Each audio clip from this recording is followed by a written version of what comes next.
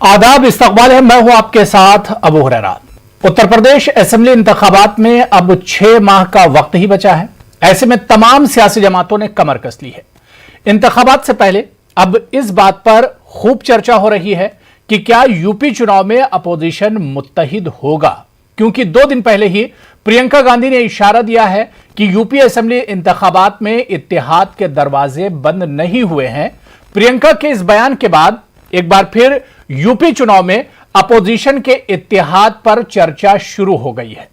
लेकिन सवाल यह उठता है कि कौन किस जमात से या किसके साथ जाएगा और क्या एक मुत्तहिद और मजबूत अपोजिशन बीजेपी से मुकाबला कर पाएगा। यह देखना बहुत अहम होगा, क्योंकि जिस तरह से प्रियंका गांधी का बयान आया है, इसका मतलब कांग्रेस के अंदर कुछ इस तरह का चल रहा है या कांग्रेस की अंदर खाने किसी ना किसी जमात से बातचीत चल रही है। यह यूं कहा जाए कि कांग्रेस कई जमातों के साथ इत्तेहाद करने पर गौर फिक्र कर रही है। आज इसी को हम समझने की कोशिश करेंगे, क्योंकि जिस तरह से यूपी में जैसे जैसे चुनाव नजदीक आता जा रहा है, वैसे वैसे अब सियासत भी एक तरह से बढ़ने लगी है। सभी पार्टियां एक तरह से तैयारियों में जुटी हुई, बल्कि यह कहा जाए कि सभी पार्टियां एक तरह से काम की शुरुआत सभी पार्टियों ने कर दी है। लेकिन जब इत्तेहाद की बात आती है, यह इत्तेहाद कैसे होगा, किस जमात का किस जमात के साथ गठजोड़ होगा, क्योंकि इससे पहले का इत्तेहाद की अगर हम बात की जाए तो यह कोशिश बहुत अच्छी नहीं रही है या बहुत समरावर यह कोशिश नहीं रही है इत्तेहाद की और मुत्तहिद होने की सियासी पार्टियों की।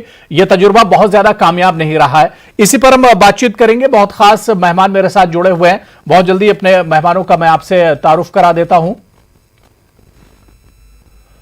मेरे साथ डॉक्टर एमएच खान साहब सियासी तज्जिया निगार हैं, वो इस वक्त डिबेट का हिस्सा है, लखनऊ से हमारे साथ जुड़े हुए हैं। अब्बास हैदर साहब कांग्रेस लीडर हैं, वो भी इस डिबेट का हिस्सा हैं। साक्षी सिंह दिवाकर बीजेपी स्पोक्सपर्सन है, तर्जुमान है, वो कुछ देर में हमारे साथ जुड़ेंगे। और धर्मेंद्र यादव साहब समाजवादी पार्टी के लीडर हैं, वो भी इस डिबेट का हिस्सा हैं। सभी मेहमानों का बहुत इस्तकबाल है न्यूज 18 उर्दू में। मैं सबसे पहले अब्बास हैदर जी आपसे ही शुरुआत करना चाहूंगा कि 2 दिन पहले प्रियंका गांधी का जो बयान आया है या प्रियंका गांधी ने जो मीडिया के सामने कहा, खासतौर से अलायंस को लेकर और इत्तेहाद को लेकर, उन्होंने कहा कि दरवाजे बंद नहीं हुए हैं, अभी इस पर गौर व फिक्र किया जा सकता है। आने वाले दिनों में जिस तरह की हालत होगी तो इस पर सोचा जा सकता है कि दूसरी पार्टियों से गठजोड़ किया जाए, दूसरी पार्टियों से इत्तेहाद किया जाए।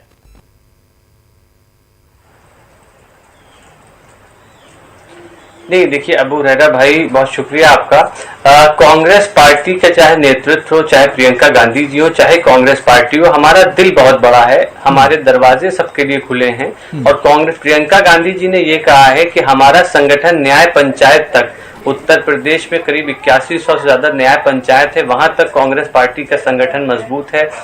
59,000 करीब हमारे जो नगर आपकी जो है ग्राम पंचायतें हैं, वहां के संगठन कांग्रेस पार्टी के मजबूत हैं। चुनाव की तैयारी कांग्रेस पार्टी पूरी मजबूती के साथ कर रही है। और देखिए, सवाल यहाँ पे विपक्ष का, ये भारतीय जनता पार्टी के लोग ऐसी अफवाह उड़ाते हैं कि विपक्ष कमजोर है। सवाल ये है कि विपक्ष में आज सिर्फ राजनीतिक पार्टियां ही नहीं है, इस देश की आवाम है भारतीय जनता पार्टी के। आप समझ लीजिए, महंगाई 6.3% कल जो है कंज्यूमर इन्फ्लेशन का रेट आया है, जो कभी नहीं हुआ इस देश में। आप समझ लीजिए कि आज, और महंगाई इसलिए नहीं हो रही है क्योंकि भारतीय जनता पार्टी की जो है कि हमारी डिमांड बढ़ी है, महंगाई इसलिए है कि उनकी नीतियां खराब हैं। आज देखिए स्नूप गेट हो रहा है, पत्रकारों की पार्लियामेंट से एंट्री बंद करी जा रही है। ये सरकार किस तरफ जा रही है? तो ये जो सरकार है भारतीय जनता पार्टी की, ये हमारे प्रदेश के लिए, हमारे मुल्क के लिए खतरा है। और विपक्ष और देश की और प्रदेश की पूरी जनता आवाम इस पार्टी को हटाने के लिए मजबूती से लामबंद है। और हम लोग सब मिल करके अब्बास जी, पार्टी को, सरकार को, यानी अब्बास जी, सरकार को हटाने के लिए, योगी और बीजेपी को हटाने के लिए कांग्रेस गठजोड़ कर सकती है। कांग्रेस आने वाले दिनों में किसी भी जमात के साथ जा सकती है, चाहे बीएसपी हो या समाजवादी पार्टी हो या किसी भी दूसरी पार्टी के साथ जा सकती है कांग्रेस।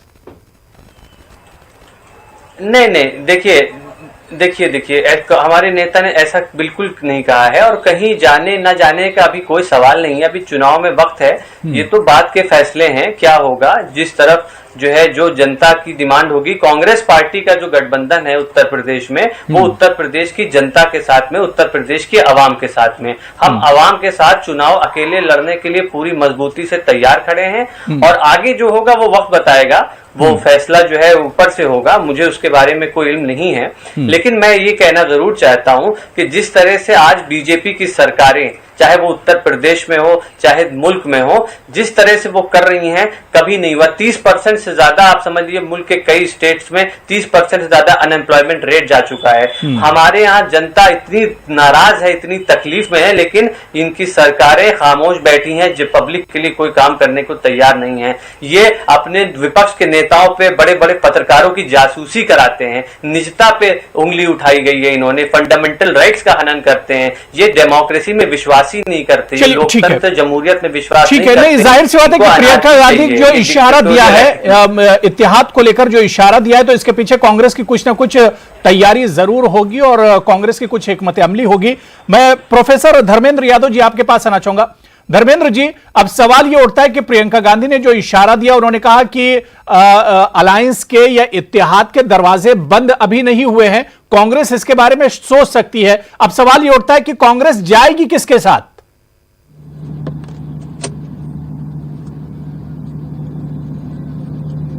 अबू जी, कांग्रेस किसके साथ जाएगी ये कांग्रेस बता सकती है।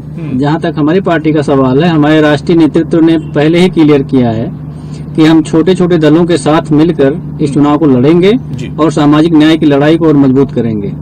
बड़े दलों से हम किनारा रखेंगे। तो अब प्रियंका जी का बयान क्या मायने रखता है वो तो वही बेहतर बता पाएंगी। तो मुझे लगता है कि इस पे मेरे द्वारा टिप्पणी किया जाए वो ज्यादा उचित नहीं होगा और जल्दी भी हो जाएगा। बिल्कुल, लेकिन प्रोफेसर साहब, समाजवादी पार्टी भी इत्तेहाद में एक तरह से यकीन रखती है, जैसा कि आपने कहा कि छोटी छोटी पार्टियों को हम साथ लाएंगे ताकि एक मजबूत सरकार बनाई जा सके। यानी यह तो साफ है कि अब समाजवादी पार्टी भी अकेले दम पर चुनाव में नहीं आ रही है।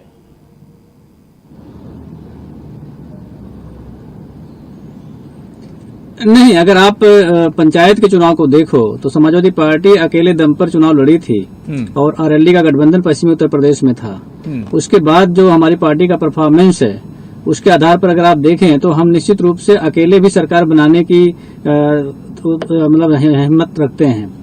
और मुझे लगता है कि जो बाकी दल हमें अप्रोच कर रहे हैं तो हम जो है एक ऑल इंक्लूसिव सोच रखते हैं और बड़ी सोच के साथ कि अगर कोई हमारे पास आता है तो उसका भी प्रतिनिधित्व हो, क्योंकि सामाजिक न्याय में आप सबको जोड़कर ही रखेंगे तो ही सामाजिक न्याय हो पाएगा। तो ज्यादातर सामाजिक न्याय की बात को ध्यान में रखते हुए जो भी छोटे दल हमसे मिलने की कोशिश कर रहे हैं या बातचीत करने का प्रयास कर रहे हैं, हम उनको किसी भी तरह से निराश करने का काम नहीं कर रहे हैं। हम चाहते हैं कि एक सामाजिक न्याय हो। सामाजिक न्याय तब होगा जब अलग अलग समुदाय के लोग, अलग अलग वर्ग के लोग, अलग अलग क्षेत्रों के लोग हमारे साथ आएंगे और मिलकर काम करेंगे। चलिए ठीक है, मेरे साथ एक और बहुत खास मेहमान जुड़ चुके हैं, साक्षी सिंह दिवाकर, जो कि स्पोक्स पर्सन है बीजेपी की, वो भी डिबेट का हिस्सा है। साक्षी सिंह दिवाकर, आपका भी बहुत इस्तकबाल है न्यूज़ 18 उर्दू में। मैं डॉक्टर रमेश खान साहब आपके पास आऊंगा, सबका रिएक्शन मैं आपसे लूंगा, लेकिन मैं उससे पहले साक्षी जी को डिबेट में जोड़ लेता हूं।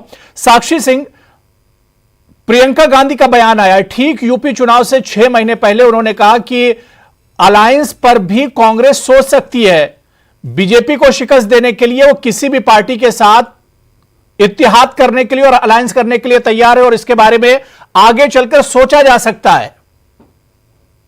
देखिए, इन लोगों के पास कोई और मोटिव है ही नहीं, सिर्फ बीजेपी को किसी भी तरीके से हराने का ही इनका एक मोटिव है। चाहे उसके लिए जिनसे भी पहले हाथ मिला चुकी हो, बाद में लड़ाई हो गई हो, फिर से दोबारा उनसे मिलाने की बात हो, या किसी भी छोटे छोटे जो अन्य पार्टी हैं उनसे भी किसी से भी हाथ मिला सकती है। बस इनके पास जनता के लिए कोई संदेश नहीं है, उनके लिए कोई मैनिफेस्टो नहीं है, उनके लिए कोई इनके पास मुद्दे नहीं है कि जनता के बीच में किस आधार पे जाएं। इनके पास बस एक ही मोटिव है, किसी भी तरीके से बीजेपी को हराएं। और जनता भी बार बार उन्हें दिखा दे रही है, बार बार उन्हें जवाब दे रही है इलेक्शन के माध्यम से कि अब आप लोग घर बैठिए, जो आप 4.5 साल की पिकनिक मनाते हैं पूरे 5 साल की बनाइए। बार बार 6 महीने पहले इलेक्शन से आने की यहाँ जरूरत नहीं है, जनता को भी इनकी जरूरत नहीं है। मैं डॉक्टर एमएच खान साहब आपके पास आना चाहूंगा।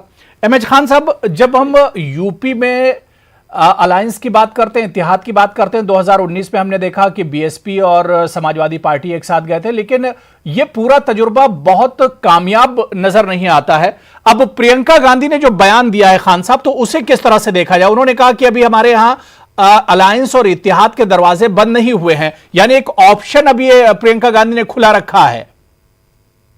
अब साहब मैं माफी चाहता हूं, मैं सारे पैनलिस्ट की बात नहीं सुन पाया जी और सिर्फ बीजेपी प्रवक्ता की बात सुन पाया हूं, बाकी किसी की आवाज नहीं आ पाई है जी। लेकिन आप जो सवाल पूछ रहे हैं उसमें देखिए सीधे सीधे बीएसपी ने कह दिया कि मैं अकेले चुनाव में जाना है मुझे, और प्रियंका गांधी और राहुल गांधी ने बहुत पहले कह दिया था कि उत्तर प्रदेश में हम अकेले लड़ेंगे चुनाव। अब वो तलाश रहे हैं कोई पार्टनर, तो भाई पॉलिटिकल पार्टी है, उनको सोचना भी जायज है, सोच सकते हैं किसी पार्टनर को तलाश करें। सवाल समाजवादी पार्टी का, समाजवादी पार्टी ने कहा कि हम अकेले नहीं लड़ेंगे, हम छोटे छोटे दलों को मिलाकर लड़ेंगे। तो देखिए जनता ये देखती है ना कि कौन आदमी मजबूती के साथ एक प्लेटफॉर्म पर खड़ा है, कौन आदमी। अब जैसे मान लीजिए समाजवादी पार्टी के अगर 4-5 दल मिल गए तो सिंबल किसको देंगे, कौन सा सिंबल देंगे, किस सिंबल पे कौन लड़ेगा, इसका कुछ पता नहीं है। तो इसलिए जो है मजबूती के साथ, अगर मुझे लगता है कि जैसा कि बसपा काम कर रही है, बसपा से ही और सपा और भाजपा 3 में मुकाबला होना है, कांग्रेस का कहीं कोई अता पता नहीं रहेगा और 3 मुकाबले में मुझे लगता है बसपा बाजी माने जाएगी। बिल्कुल जाहिर सी बात है कि अभी तो चुनाव में 6 महीने बाकी है और एक तरह से यूपी में अब अलायंस की सियासत भी शुरू हो रही है प्रियंका गांधी के इस बयान के बाद। खासतौर से मैं अब्बास हैदर जी आपके पास आना चाहूंगा। अब्बास हैदर की जब भी कांग्रेस से इत्तेहाद की बात होती है तो फिर चाहे समाजवादी पार्टी से 2017 की मिसाल आप ले लीजिए कि राहुल गांधी और अखिलेश यादव एक साथ आए थे, लेकिन वो तजुर्बा बहुत कामयाब नहीं रहा था।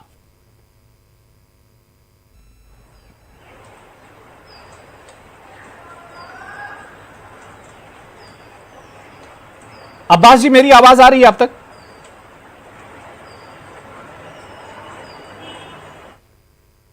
मुझे लग रहा है शायद मेरी आवाज अब्बास हैदर तक नहीं जा रही है, दोबारा आएंगे।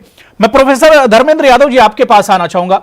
धर्मेंद्र यादव जी, क्या आपको लगता है कि अखिलेश यादव ने जो कहा कि छोटी छोटी पार्टियों को साथ लाके हम एक मजबूत सरकार लेके आएंगे, लेकिन इससे पहले भी आप देखिए कि अलायंस का जो फॉर्मूला इससे पहले भी काम हुआ है, चाहे 2019 लोकसभा चुनाव की हम बात कर लें या 2017 की बात कर लें, तो यह फॉर्मूला बहुत ज्यादा कामयाब नहीं रहा है।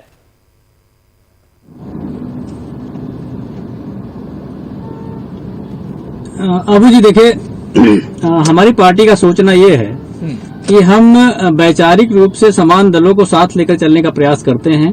कभी भी गैर वैचारिक पार्टी से हमने समझौता नहीं किया, ना ही उनके साथ चुनाव लड़ा। बाकी चाहे जो पार्टी हो, चाहे आपकी बीएसपी हो, उन्होंने बीजेपी से गठबंधन किया, चाहे बीजेपी हो पीडीपी से गठबंधन किया, तो हमने वैचारिक मतभेद वाली पार्टी से कभी गठबंधन नहीं किया। लेकिन जो समान विचार की पार्टियां हैं उनसे लगातार कोशिश की और उसमें जिस तरह का नतीजा आया तो उससे तय होता है कि हम अकेले चुनाव लड़ने में ज्यादा कंफर्टेबल हैं। और इस बार आप देखिएगा कि समाजवादी पार्टी अकेले दम पर 350 से ज्यादा सीटें उत्तर प्रदेश के 2022 के चुनाव में लाएगी, जिस तरह का हमारा जमीनी लेवल की तैयारी है। तो अब इसमें तो बहुत ज्यादा उलझने की आवश्यकता नहीं है कि कौन अपने दरवाजे खोल के रखा है, कौन बंद करके रखा है, कौन दिन में सपने देख रहा है, कौन रात में सपने देख रहा है।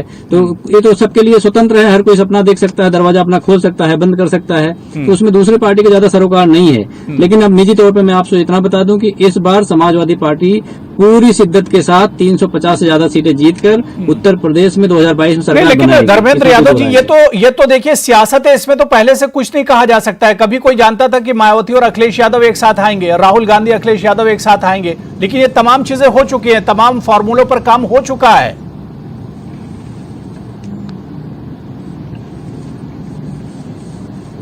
नहीं, राजनीति में जो अलायंस आप कह रहे हैं, अलायंस प्री अलायंस होते हैं, बहुत सारे पोस्ट अलायंस भी हो जाते हैं, तो वो संभावनाएं तो अभी बहुत दूर की चीजें हैं। उस पर इतनी जल्दी टिप्पणी कर देना मुझे लगता है उचित नहीं होगा।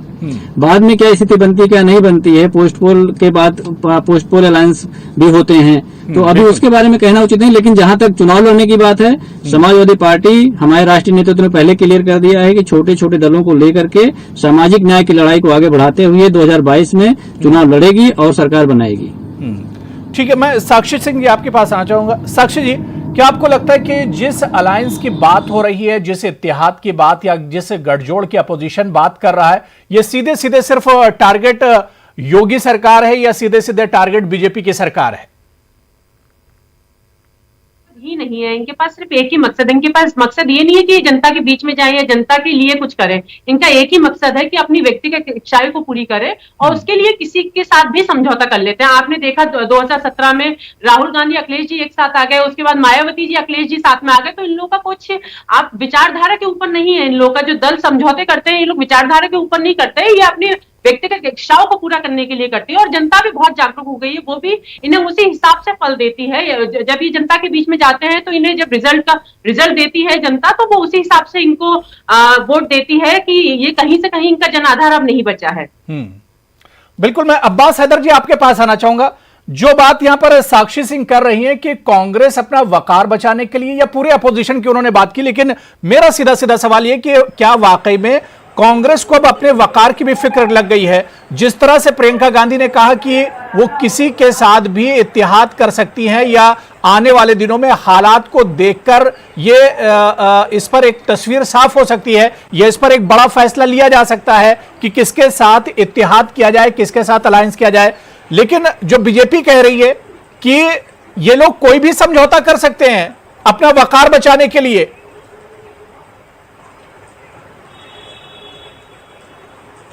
देखिए अबू हुरैरा भाई, पहले आवाज नहीं मिल रही थी मुझे। कांग्रेस पार्टी में पहले भी कह चुका हूं, हमारा इत्तेहाद, हमारा अलायंस उत्तर प्रदेश के आवाम के साथ है।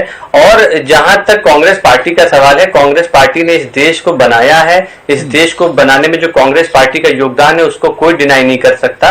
और आज अगर ये बात करते हैं कि भारतीय जनता पार्टी की, तो मैंने अभी पहले कहा था जो बेरोजगारी, महंगाई, इन सब चीजों में जो भारतीय जनता पार्टी ने देश को नुकसान पहुंचाया वो तो पहुंचाई ही, उससे ज्यादा इस देश की जो कम्युनल फैब्रिक है, इस देश की जो हमारी आपसी भाईचारा, उसको तोड़ने में जो भारतीय जनता पार्टी ने काम किया है, मुझे लगता है इससे ज्यादा नुकसान किसी पार्टी ने देश को नहीं पहुंचाया है। तो मुझे लगता है हमारी आवाम भारतीय जनता पार्टी के खिलाफ है। हर चुनाव में अलग मसला होता है, अलग मुद्दे होते हैं। इस चुनाव में जो 2017 में जरूर भारतीय जनता पार्टी को उत्तर प्रदेश की जनता ने चुना था, लेकिन चुन के उसको इतनी गलती महसूस हुई उत्तर प्रदेश के आवाम को, लगा कि नहीं अब इन्हें हटाना है। क्योंकि इनको चुनने के बाद इन्होंने क्या किया, इन्होंने ना किसानों को, इन्होंने आप समझ लीजिए, ना इन्होंने इनकी खरीद करी फसलों की, ना इन्होंने जो है उत्तर प्रदेश में अस्पताल बनाए। कोरोना में क्या हाल हुआ सबने देखा।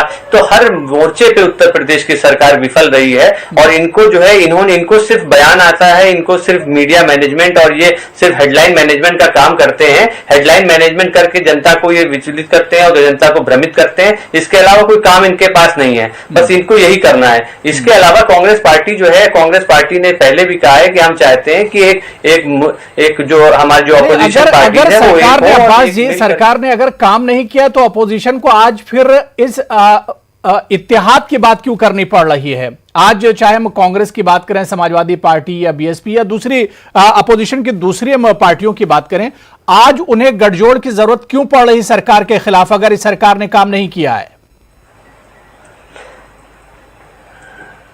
नहीं, इत्तेहाद का मतलब ये नहीं है कि चुनाव में इत्तेहाद हो, चुनाव साथ में लड़े। इत्तेहाद का मतलब ये कि वैचारिक इत्तेहाद हो, एक सबके ये समान विचार हैं जनता के और सारी राजनीतिक पार्टियों ने, कि भारतीय जनता पार्टी ने पिछले साल में कोई काम उत्तर प्रदेश में नहीं किया। तो ये वैचारिक इत्तेहाद है, ये हमारा सब जो अपोजिशन पार्टीज है, इसकी बात कांग्रेस पार्टी ने करी। ठीक है, मैं डॉक्टर एम एच खान साहब आपके पास आना चाहूंगा। खान साहब, क्योंकि चुनाव नजदीक आ रहे हैं और उससे पहले अब एक आवाज उठी है कि मायावती और बीएसपी की तरफ से किसी ब्राह्मण चेहरे का वजीर आला के लिए ऐलान करे मायावती, क्या ऐसा मुमकिन है? साहब, बीएसपी जो है सर्वजन हिताय सर्वजन सुखाय के नारे के साथ काम करती है। और अभी बीजेपी की प्रवक्ता इतना बोल रही थी, सब लोगों को जनता ने कह दिया घर में बैठ गया। इनका अलायंस नहीं है क्या? अपना दल से अलायंस नहीं है क्या? निषाद पार्टी से अलायंस नहीं है क्या? अकेले लड़ रही है। अपन पश्चिम बंगाल में ये लोग गए थे तो तृणमूल कांग्रेस के लोगों को तोड़ तोड़ के एमएलए का टिकट दिया। आज अपोजिशन लीडर वहां पश्चिम बंगाल में कौन है? जो तृणमूल का टीएमसी का लीडर था, उसी को बना रखा है। इनके पास आदमी नहीं है। अभी कुछ दिन पहले आपके न्यूज 18 पर ही योगी जी ने बयान दिया कि 19% और 81% से हमारी लड़ाई होगी। क्या मतलब हुआ? 19% मुसलमान और 81% हिंदू ये काम करते हैं। योगी जी ने कहा कि हनुमान जी दलित थे। ये पोलराइजेशन वाला काम जो है, हनुमान जी दलित थे और हनुमान जी बैकवर्ड थे, बजरंगबली हमारे, अली तुम्हारे, इस तरह की भाषा का इस्तेमाल अब नजदीक आते आते हो रहा है। अभी 3 दिन पहले योगी जी ने इस तरह के भड़काऊ भाषण दे दिया इन्होंने जो कोरोना काल में जो काम ही किया है, पेट्रोल के दाम जो आसमान छू रहे हैं, महंगाई जो बदतर कर दिया है, गांव के लोगों का जीना बदतर कर दिया है, किसानों की समस्या हल नहीं किया है, किस आधार पर किस मुंह पर जाएंगे? अगर इनको इतना ही चिंता थी तो 2 साल तक अपना दल को मंत्री नहीं बनाया। अब देखिए, अब इनका चुनाव आ रहा है तो अपना दल को मंत्री बना दिया। अब ये गिनाने लगे हैं कि बैकवर्ड, लेकिन हम विचारधारा के आधार पे करते हैं, हम इलेक्शन को देखते हुए हम समझौते नहीं करते हैं। तो मैं आपको बता रही हूँ कि इन लोगों के इलेक्शन देखिए, हमारा जब किसी के साथ में है, चाहे हम कितनी भी मेजोरिटी से जीते, इसके बाद भी हम अपने समझौता कायम रखते हैं। यही अब साहब इनको रोकिए, हमारी बात पूरी होने दीजिए। अब साहब इनको रोकिए, मेरी बात पूरी होने दीजिए। ठीक है खान साहब, जल्दी से बात पूरी कर लीजिए। मैं साक्षी जी उसके बाद यही कह रहा हूं कि इन्होंने कोई काम नहीं किया है। पेट्रोल के दाम आज 100 के ऊपर चले गए, डीजल के दाम 100 के ऊपर चले गए, किसानों की कमर टूट गई। गांव देहात में लोग डीजल के लिए किसान परेशान है, खाद के दाम बढ़ा दिए, किस मुंह से जाएंगे चुनाव में? ये इसीलिए ये शोर मचा रहे हैं। ये जवाब दे रही है। खान साहब अब इस पर जवाब भी सुनिए जी। देखिए, हमारे जो समझौते होते हैं वो इलेक्शन तक सीमित नहीं रहते। हमारे जब मैनिफेस्टो ही मेन ये है, सबका साथ सबका विकास। तो जो हमारे साथ होता है हम सबका विकास करते हैं, हम सबको साथ लेके चलते हैं। हम आपकी तरह नहीं करिए, मजाक मत करिए, नेशनल चैनल पे मजाक मत करिए। सबको कहाँ लेके चल रही हैं आप सबको कहाँ लेके चल रही हैं? 403 में कितने मुसलमानों को टिकट दिया आपने? 403 में कितने मुसलमानों को टिकट दिया आपने? कहाँ बात कर रही हैं आप? कितने क्रिश्चियन को टिकट दिया आपने? कितने जैन को टिकट दिया आपने? सबका साथ कहाँ है? सबका साथ नहीं है, अकेला साथ चल के किया आपने लोगों को भ्रमित किया, आपने लोगों को बहकाया, आपने नाटक ड्रामा किया। वो नाटक ड्रामा अब 2022 में नहीं चलेगा, 2022 में नहीं चलेगा ये नाटक ड्रामा आपका। अब समाप्ति की ओर है, तो दिया जला लो, समाप्ति। 70 साल बाद आके हमें क्यों ट्रिपल तलाक को हटाना पड़ता? अगर इतनी ही हितैषी आप मुस्लिम भाई बहनों के, तो आप उनके बारे में पहले क्यों नहीं सोचा आपने? अरे भाई, ये कोई सवाल, इससे हमारा पेट भर जाएगा क्या? 3 तलाक से? 3 तलाक से पेट भर रहा है? चलिए ठीक है, पहुंचा दिया। साक्षी जी बात हो गई। साक्षी जी मैंने काफी टाइम दे दिया। खान साहब बात हो गई। अब्बास हैदर साहब लास्ट कमेंट, आप कुछ कहना चाह रहे हैं? देखिए बात हो गई। साक्षी जी मैंने टाइम दे दिया काफी। अब्बास जी आप कुछ कहना चाह रहे हैं? नहीं, अभी साक्षी जी कह रही थी कि जिसने हमारा साथ दिया हमने उसका विकास किया। तो मैं इनको ये बताना चाहता हूँ, जिसने आपका साथ दिया आपने उसका भी विकास नहीं किया। आपको तो देश की जनता ने चुना था। जब आप देश आपको चुन रहा है तो आप विकास सबका करेंगे। आपने खुद ही अभी ये बात कही कि आपने जिसने आपका साथ दिया उसने आपका विकास किया। 2 महीने में 9 रुपए डीजल के दाम बढ़े हैं, सिर्फ 2 महीने में, और 11 रुपए पेट्रोल के। 41 दफा चुनाव के बाद आप पेट्रोल के दाम बढ़ा चुकी है आपकी सरकार। मैं आपसे बताना चाह रहा हूँ कि -1 7.3% जीडीपी जा चुकी है। 23 करोड़ लोगों को आपने अब पॉवर्टी लाइन से बिलो पॉवर्टी लाइन डाल दिया। आपने देखिए मौजूदा सरकार में क्या कुछ हुआ ये आवाम देख रही है। अब चुनाव में 6-7 महीने का वक्त और बचा है। ऐसे में यूपी में अब चुनावी हलचल तो तेज ही हो गई है, लेकिन सियासी पार्टियां या अपोजिशन क्या वाकई में आपस में मुत्तहिद होगा? इसमें इत्तिहाद होता है, अलायंस होता है, यह देखना बहुत अहम होगा। और अभी क्योंकि एक तरह से शुरुआत हो चुकी है, सियासी पार्टियों ने कमर कस ली है, लेकिन क्या अपोजिशन भी सरकार के खिलाफ और बीजेपी के खिलाफ मुत्तहिद हो पाएगा, मजबूत हो पाएगा? यह देखना बहुत अहम होगा। बहुत बहुत शुक्रिया अब्बास हैदर जी मेरे साथ जुड़ने के लिए, डॉक्टर एम एच खान साहब, प्रोफेसर धर्मेंद्र यादव जी और साक्षी सिंह दिवाकर जी, सभी का बहुत बहुत शुक्रिया।